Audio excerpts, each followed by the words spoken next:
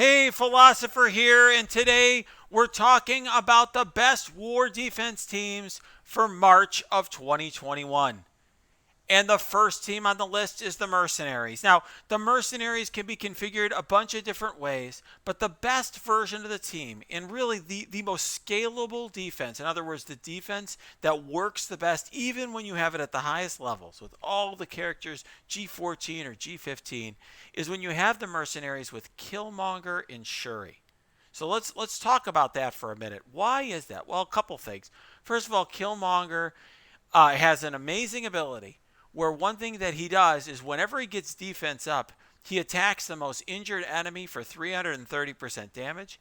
That can sometimes really screw up teams. You know, back when people were using uncanny against the mercenaries, sometimes he would kill Cyclops early on. You know, he can definitely screw up teams that way. And when you have Shuri there, she's giving ability energy to everyone. She's giving that defense up, which triggers this ability on Killmonger. It just provides a whole new level of sustain on that team. You know, remember what the way the mercenaries work is that Taskmaster does most of the killing there, does most of the damage. You know, he goes in on spawn and he is, you know, putting taunt on the enemy with the highest damage. There's all the speed bar that's generated. He's just doing tons of damage. And so really for the mercenaries to work, you want to have a huge Taskmaster. You can have any combination of other mercenaries, but what works best is just having Killmonger, Mercenary Lieutenant, Mercenary Riot Guard, and then Shuri. And obviously positioning matters there. The team members that are next to Lieutenant get healed. The team members next to Riot Guard get deflect. There's a couple different ways you could position that, but that is currently the best war defense in the game. It's certainly a tier 1 war defense, and it is very, very powerful at high levels, and it scales very, very well, primarily with the size of the Taskmaster. All right. For number 2, the number 2 war defense in the game is the Marauders. Now, the Marauders are a fantastic war defense, but I will say this: you can already see the slippage. You can already see the slippage of the Marauders. You know, this has been a team that's been amazing for a while. I have a G15 Sinister. This is a G14 Strife. I don't use Sabretooth on my team. I use Doom. I have Mystique there at G13, and then I do use Emma, of course, on the team. She's the other member on the team. They're a fantastic team. For a long time, they have been an almost unbeatable team for some time. People have been only using Black Order on the Marauders until people started discovering the Ultron counters. So people were using Fantastic Fortron. That's very reliable. But, you know, there are other counters that aren't as good with Ultron, whether it's Power Armor Ultron, or even in the beginning, people were trying to use Defenders with Ultron. But I will say, more and more counters are coming to the game.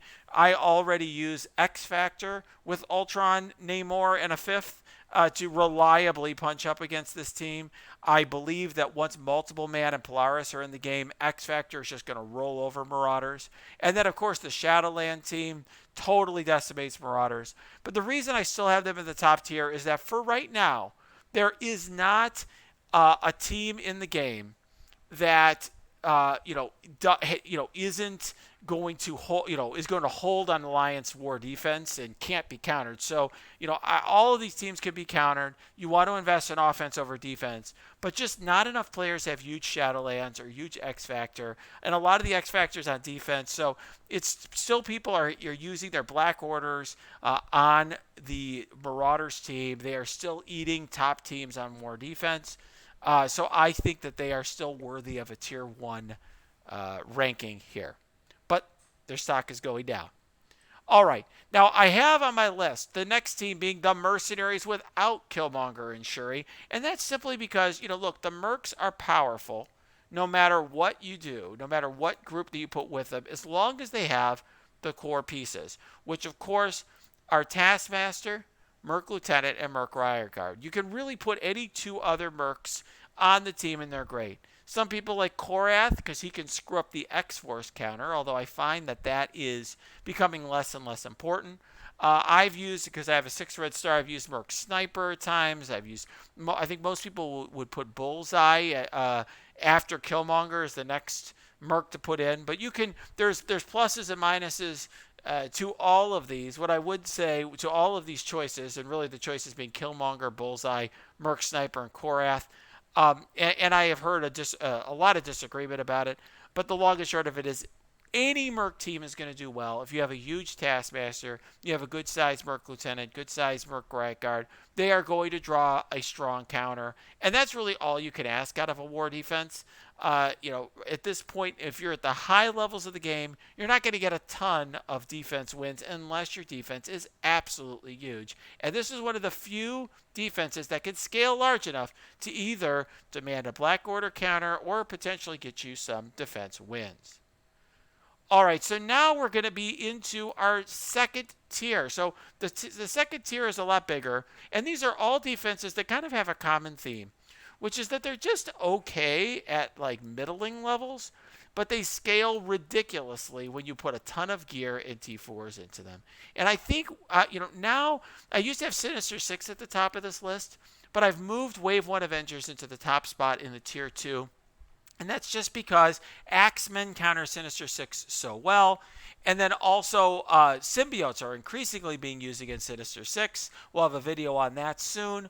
But because of that, I feel like Sinister 6 have more and more counters, although they do scale immensely well when you have a huge Doc Ock. But I really think Wave 1 Avengers are a team. They do certainly have their counters, but they are fantastic when you make them huge. You definitely are going to need some T4s. You'll need the passive in Hulk. You'll want the passives in Black Widow and Hawkeye. You'll want some T4s. You probably want the special in Black Widow for the cleanse.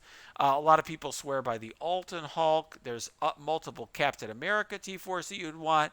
But really what this team needs is a huge Thor and a huge Hulk. So don't build your team the way I did. The reason my Captain America and Black Widow are big is because I was rushing to be one of the first people to beat DD4.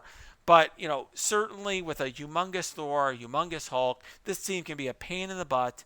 And it does have counters. Hela Naturals, where Elsa is taken off Supernaturals and Hela's inserted, is one particular counter that punches up well. There are others, but ultimately this team scales well. At lower levels, it can be beaten by Uncanny, but at high levels, it needs a very specialized counter like Hela Naturals, or you're just going to ultimately have to use one of your very top offenses to beat it. All right, so the next one on our list, as I said before, is Sinister 6. And Sinister 6, by the way, is a fantastic war defense. Absolutely fantastic war defense. And really, until recently, I had not only had them at the top of Tier 2, but I kind of had them as a team that I thought, were borderline Tier 1. The thing with this team that makes them so powerful is Doc Ock. Dr. Octopus when he's at level 5. Healer when he's G15 like this one is. When he has high red stars like this one is. Just heals an insane amount, particularly with the Med Bay and the Barracks buffs. And he can be very difficult to kill. Sometimes he can just get you some solo wins. But I will say that what's hurt this team lately is that they do have a summon, and Shocker is summoned by Doc Ock. And then in addition, Mysterio has fairly low health, and when you kill him, he spawns some additional spawns that can be then killed, and that really fuels the speed bar of the Xmen and the symbiotes. And this team also has very limited debuff removal. The only debuff removal is from Rhino, either when he's blinded or on the special that he does. So this is a team that can be loaded up with debuffs either from Xmen or symbiotes. So that's kind of why this team's just slightly a notch down, but at very high levels, it is very difficult to defeat. I recently faced an 800k1. They can be hard to defeat, and they do require a very large symbiote or a very large Xmen to counter. Okay, so our newest defense is going to be one that I think is evolving recently. And this is where I'm going to start talking about where you can insert Silver Surfer. So, I don't think you should put Silver Surfer, for example, with your Marauders team. But this is a team where you could possibly put Silver Surfer. So this is an interesting hybrid that has been created because at high-level war, you only really need 9, maybe 10 war offense teams And so any other character you have can be thrown into a hybrid defense. So what people are doing is they're taking Black Bolt, Yo-Yo, and Crystal, who are the three good Inhumans. Karnak and Quake are just filler. And then they're combined usually with Coulson and Nick Fury. So why does that work? Well, for one thing, as you can see, Yo-Yo is a member of S.H.I.E.L.D., right? So Coulson actually is really buffing uh, Yo-Yo by giving her 20% max health. He's applying immunity to Nick Fury and to Yo-Yo, which is interesting. He gives 100% defense to Yo-Yo, resistance, to Yo-Yo. And of course, with the T4, it's even more. But here's another interesting thing, right? On his ultimate, what does he do? Not only does he clear 3 positive effects from the enemy with the most damage, but he applies taunt to the enemy with the most damage, and he calls an ally with the most damage, aka Black Bolt, to attack the enemy with the most damage. So it's actually a great synergy here. Fantastic synergy with the Inhumans. This team works very, very well. And definitely, a war defense team that can scale very well, that can give a lot of problems. A lot of people try to use symbiotes to counter this, which does work if you're not in defense down, and if you're punching down, and if your SSM is your highest damage, so he can absorb the hit rather than scream. But I think, Shadowland is a very good counter to this as well, or a massive Brotherhood. We'll get more to Brotherhood later, or which defenses will draw Brotherhood. One thing I will say, though, is this is one of those defenses that totally could fit Silver Surfer on it, because Black Bolt, for example, is a cosmic hero. And so having Silver Surfer instead of Fury means you won't have those summons to feed the symbiotes, which is one of the reasons why Fury's bad. He also summons Shield Security, which ruins the Yo-Yo passive. It means she won't apply her offense down. So I actually think Silver Surfer is very well inserted into this team, and we may see him more there. Okay, so now we have Astonishing X-Men, and I just want to say the Astonishing X-Men are certainly better on offense. And, this is a team whose placement is a bit in flux. Okay, I put them there on the list. But one thing I would just say with the Astonishing X-Men is it wouldn't surprise me if a massive Astonishing X-Men team is actually tier 1. I don't know. What I will say is this. I've played a lot of Astonishing X-Men. I usually use them to punch up about 200k, 100 to 200k on Sinister 6. But what I will say is that, the Astonishing X-Men team are definitely better when human controlled. And because of what I've said recently about how kind of war defense is always countered and war offense is superior, what I think is that, actually you want to have your best teams on war offense if you can. And this is one of the best war offense teams. Nonetheless, it's at least a tier 2 defense. What I've seen is at lower levels, let's say G13, that Uncanny can punch down on this team and win, which is not a good result, because Uncanny has really fallen. They're more of a tier 3 offense. So if your tier 3 offense is beating your tier 2 defense, that's not so good. But I think at higher levels that wouldn't work against a team this size, for example. And this is how you want to build your team. You want a massive Bishop. You want him to have a striker. You need to have your Jubilee and Beast high enough so that they land. She lands her debuffs and so Beast doesn't die. These two are basically filler. But this team, if you can afford to keep it on defense, will do very well for you. It's obviously a team that is very powerful and can be tricky to defeat. Now, the next team on this list is a little underrated. I think this is a team that people, a lot of people haven't built, and so they just don't see the power of the team. But it's actually quite good. And this is the Fantastic Four SheHulk team. And, one reason that you're not seeing a lot of success here is because very few people have like a G15 SheHulk, including me. It's on my to-do list, but I just haven't gotten around to it.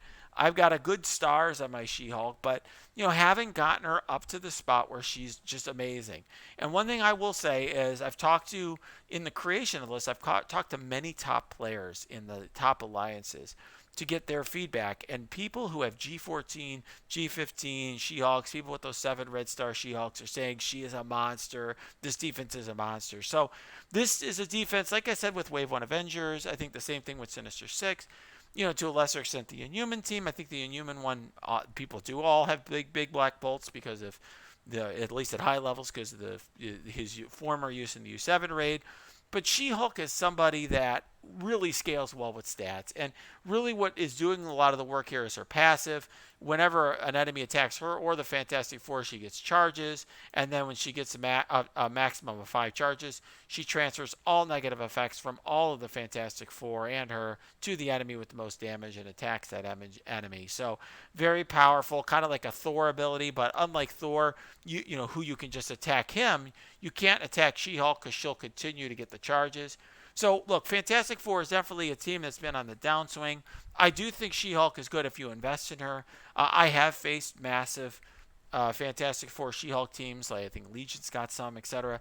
And they're a real beast at high levels, but it does require an investment that most people don't have.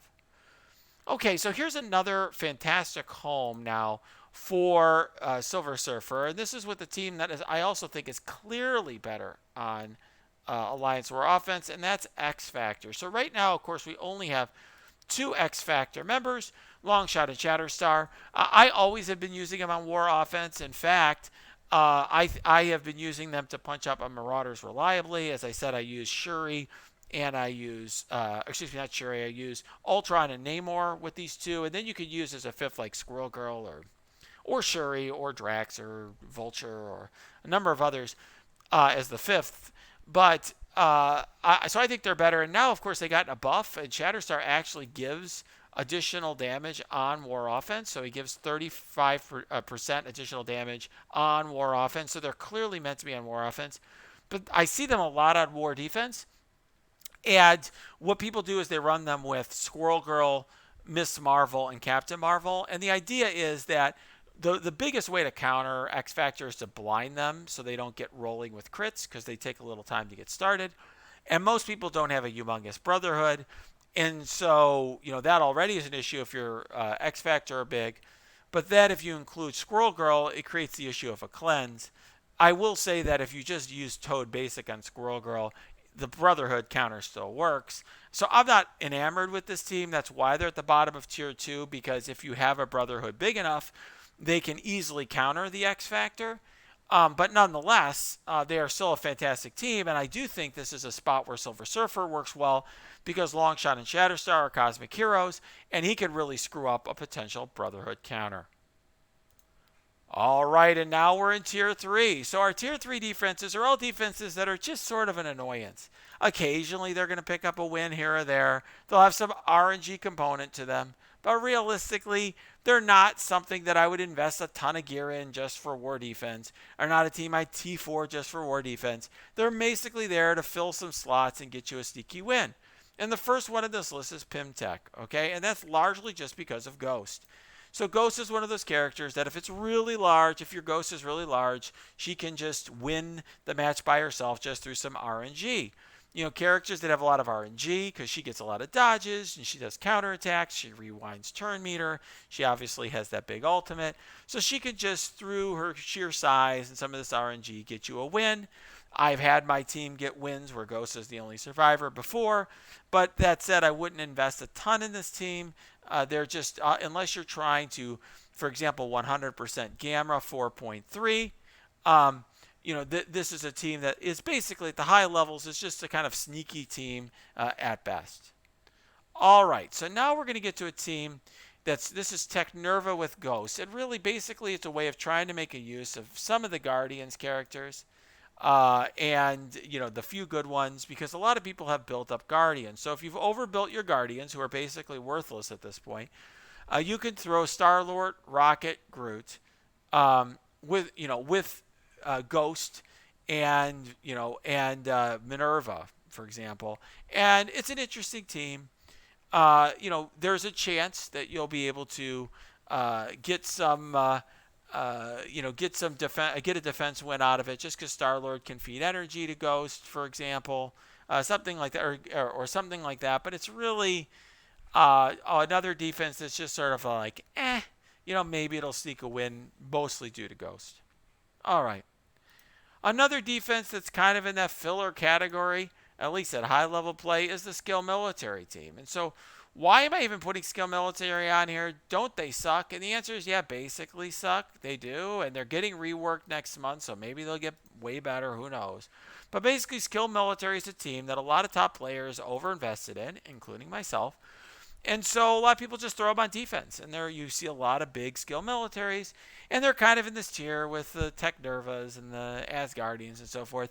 They can occasionally get a win if somebody underestimates how big the Punisher is or how big, how difficult it'll be to permeate the Red Guardian. But otherwise, they're nothing special. They're pretty easily countered.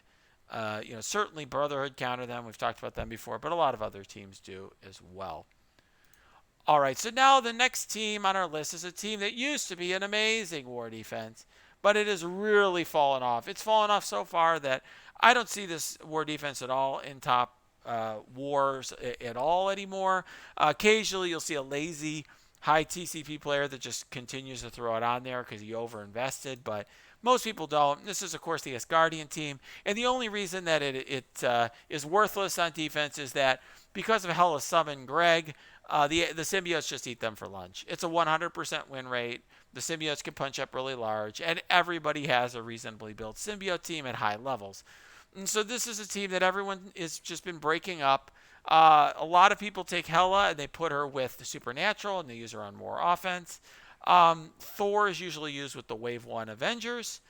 Some people, like myself, occasionally just keep him on defense and throw a random character here. I've seen Drax to try to slow the symbiotes down. I've used Minerva. But to be very blunt, nothing really slows the symbiotes down if they attack this team. They're going to win 100% of the time unless the player attacking has absolutely no idea what they're doing. This is a team that's really fallen off. All right, so this is the last team on this tier is Young Avengers. And I will say, for a period of time, Young Avengers were around in top-level war as sort of a defense that was hanging out there. It was definitely a way for high-end players that had invested a lot in their Captain Marvel to get some use out of Captain Marvel because she's a hero brawler and would have some synergy with this team, with Miss Marvel and so forth, and she'd be cleansed by Squirrel Girl. Unfortunately, this team loses 100% of the time on a punch-up to Power Armor. And Power Armor is otherwise a basically worthless war offense team at this point. And so the reason that this team has moved down on my tier list to the bottom of tier 3 is because essentially they can draw a team on offense that attacks it that otherwise would have no place in the meta at all. And so in my opinion, while this team does have some good features, and if you don't have your power armor, maybe then they will draw a team like Brotherhood, which is a good result. Nonetheless, this is just a team that's very hard to get excited about because they really are usually just drawing a worthless team on war defense. All right, 2 teams to go. We're down now to tier 4. These are some of the oldies but goodies. And really, they're not goodies at all. So I guess oldies but baddies. And the first one is the Nick Fury Coulson team. We all know this team. It was definitely the first, I think, sort of war offense team or war defense team, specialized war defense team. And it just sucks now. It gets beaten every time by Brotherhood. And really, the only thing I could say that's good about it is it draws a Brotherhood often, but it really doesn't. This is one of the few teams that Skill Military even reliably beats. It's just not a very good team anymore. It's totally been passed up in the meta. You shouldn't invest in it any further. And then, of course, the bottom team on the list is AIM. And this is AIM actually with Captain Marvel. And why do you want to have Captain Marvel here? Well, the simple truth is that the AIM gets countered by the Defenders, which are maybe the worst team in the game other than like Hand or Ravengers. But having Captain Marvel there screws up the Defenders because she can single-handedly decimate them. So people will take Scientist, Supreme, Graviton, AIM Assaulter, AIM Security, and Captain Marvel and throw it on defense. Is it a good defense? No. Does it draw a great counter? No. That's why it's tier 4. It's sort of an interesting filler. Occasionally you might get a win if Captain Marvel attacks the wrong enemy for, to screw up their plans. It's pretty rare. Really this is just one step above pure filler. And it's just okay. So look, war defenses are rapidly changing. Now we have Silver Surfer. Of course, we're going to have multiple man Polaris.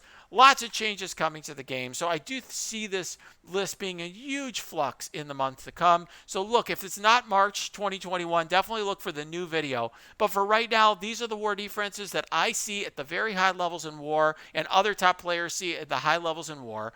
And I think these are great examples of war defenses to model no matter where you're at in the game, because these defenses scale up to the high levels.